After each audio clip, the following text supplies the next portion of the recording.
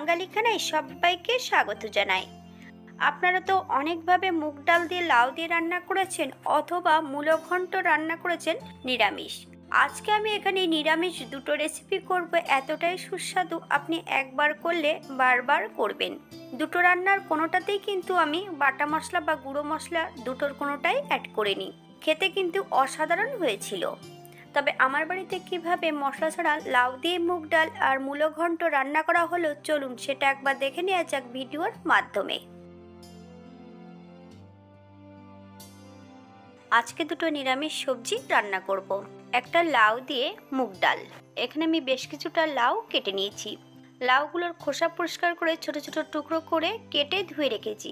তবে আপনারা আপনাদের পছন্দ মতন লাউগুলো টুকরো করে নিতে পারেন।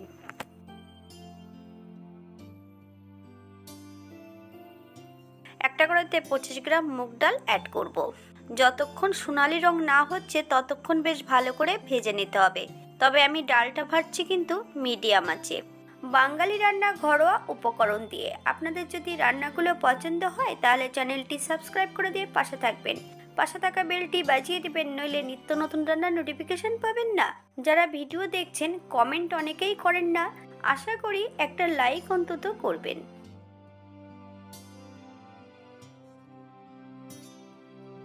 আমি সম্পূর্ণ ডালটা ভেজে নিয়েছি। এই পর্যায়ে ডালটা বেশ ভালো করে ধুয়ে নেব।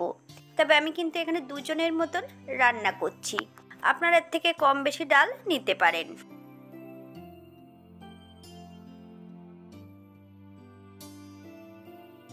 একই কড়াইতে বেশ কিছুটা সর্ষের তেল অ্যাড করব। ফোড়নে রেখেছি সাদা জিরে, তেজপাতা, একটা শুকনো লঙ্কা।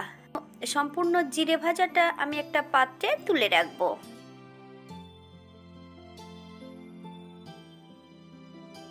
এই পর্যায়ে সম্পূর্ণ ধুয়ে রাখা ডালগুলো অ্যাড করে দেব। সেদ্ধ হওয়ার জন্য যতটা জলের প্রয়োজন ততটা জল অ্যাড করতে হবে।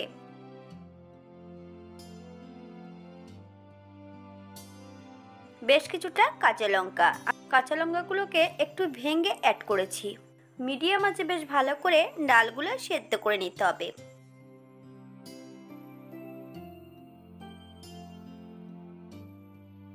সেভেন্টি পার্সেন্ট যখন ডাল সেদ্ধ হয়ে যাবে তখন হাই ফ্লেমে লাউগুলো অ্যাড করতে হবে।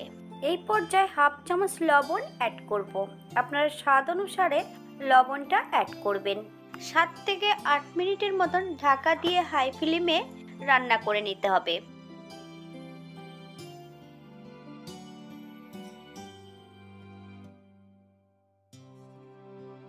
8 মিনিট পর এই পর্যায়ে একবার চেক করে দেখতে হবে লাউগুলো সেদ্ধ হয়েছে কিনা।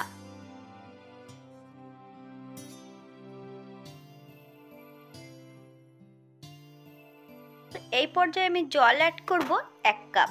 আপনারা এর থেকে কম বেশি অ্যাড করতে পারেন।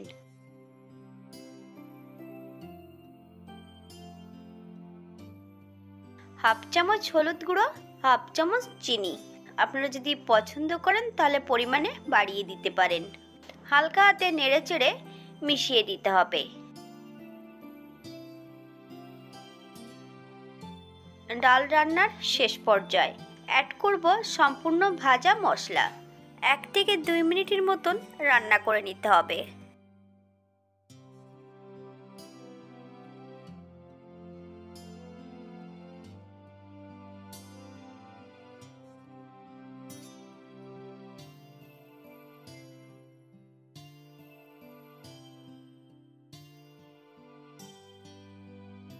এই পর্যায়ে গ্যাসের ফ্লেমটা অফ করে দিয়ে 5 মিনিটের জন্য স্ট্যান্ডিং টাইম দিতে হবে।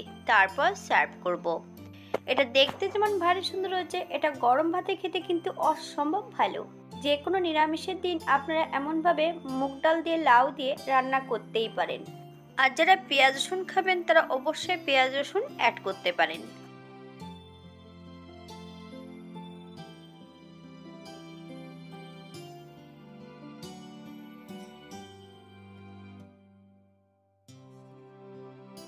আজকের দ্বিতীয় রান্না মূলো ঘন্ট।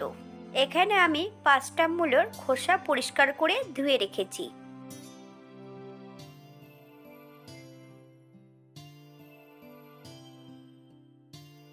হালকা করে খোসাগুলো পরিষ্কার করে নিয়েছি। তবে আপনারা যদি খোসাগুলো রেখে দিতে চান, খোসা সহ আপনারা গ্রেট করে নিতে পারেন অথবা সরু করে কেটে নিতে পারেন।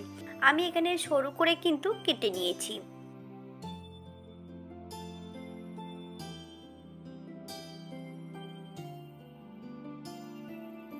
মূলো কিন্তু কাটার পর আর ধোয়ার প্রয়োজন নেই। একটা কড়াইতে বেশ কিছুটা সাদা তেল অ্যাড করব। এই পর্যায়ে বেশ কিছুটা বিউলির ডালের বড়ি একটু ভেজে নিতে হবে। এই পর্যায়ে বড়িগুলো তেল থেকে তুলে নেব। একই তেলে রান্না করব।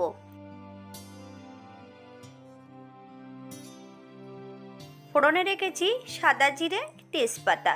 ফোড়ন থেকে সুগন্ধ বেরোলে সম্পূর্ণ মূলোগুলো অ্যাড করতে হবে। হাই ফ্লেমে 5 থেকে 7 মিনিটের মতন বেশ ভালো করে ভেজে নিতে হবে।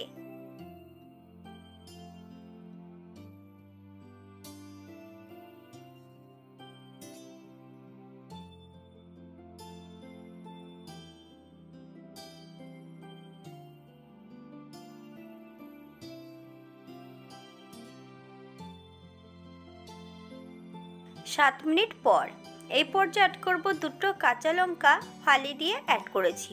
আপনারা পছন্দ করলে বাড়িয়ে দিতে পারেন। হাফ চামচ লবণ, আপনার স্বাদ অনুসারে লবণটা অ্যাড করবেন।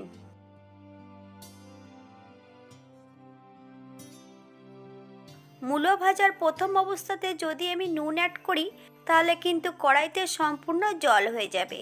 মূলোটা তখন সেদ্ধ হয়ে যাবে, ভাজা হবে না। তাই মূলো কিছুটা ভেজে নিয়ে তারপরে মূলোর মধ্যে যদি লবণ অ্যাড করা হয়। এই পর্যায়ে 5 থেকে 7 মিনিটের জন্য ঢাকা দিয়ে দেব। তবে ঢাকাটা দিতে হবে মিডিয়াম আঁচে। অথবা মূলোটা যতক্ষণ সেদ্ধ না হচ্ছে মূলোর টুকরোগুলো যতক্ষণ সেদ্ধ না হচ্ছে ততক্ষণ ঢাকা দিয়ে রেখে দেব। তবে শুধু ঢাকা দিয়ে দিলে হবে না, মাঝে মাঝে ঢাকা খুলে একটু নেড়ে চেড়ে দিতে হবে।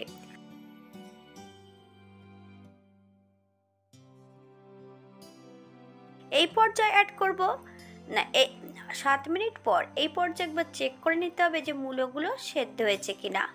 এই পর্যায়ে অ্যাড করব হাফ চামচ হলুদ গুঁড়ো, 2 চামচ চিনি। 7 থেকে 8 মিনিটের মতন বেশ ভালো করে নেড়ে চেড়ে মিশিয়ে নিতে হবে।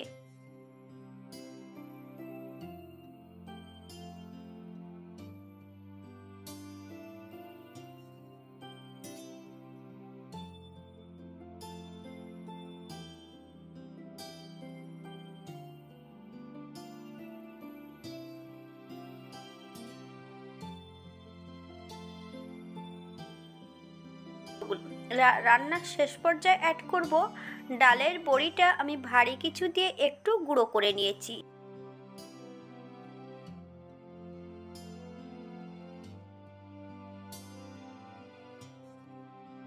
সম্পূর্ণ বড়ির গুঁড়োটা অ্যাড করে দেব। 1 থেকে 2 মিনিটের মতন বেশ নেড়ে চেড়ে ভালো করে মিশিয়ে দিতে হবে। এই পর্যায়ে গ্যাসের ফ্লেমটা অফ করে দিয়ে 5 মিনিটের জন্য স্ট্যান্ডিং টাইম দিতে হবে। তারপর সার্ভ করব।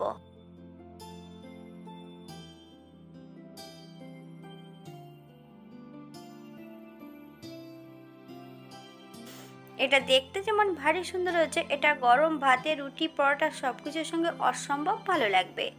আপনারা একবার বাড়িতে একই পদ্ধতিতে বানিয়ে নেবেন। যারা পেঁয়াজ রসুন খাবেন তারা অবশ্যই পেঁয়াজ রসুন অথবা বাটা মশলা বা গুঁড়ো মশলা অ্যাড করতে পারেন।